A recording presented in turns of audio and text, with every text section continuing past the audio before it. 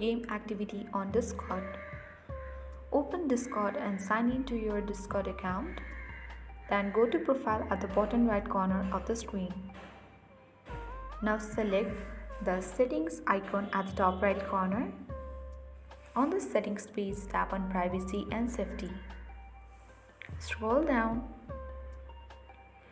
and under Activity Status, make sure to turn on Share Your Detective Activity with Others. Now again scroll down and under How we use your data, you need to turn on Use data to improve Discord. You also have to turn on Use data to personalize my Discord experience. Once you have done that, come out from this Privacy and Safety page and open Accessibility. Here you need to scroll down and under Reduced Motion, make sure to enable Sync with Device Settings. After that, you can easily add status here on the Profile section.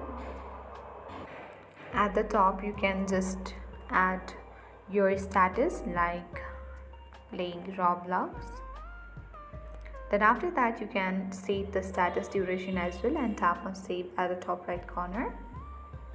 Once you have done that, you can easily show game activity on Discord.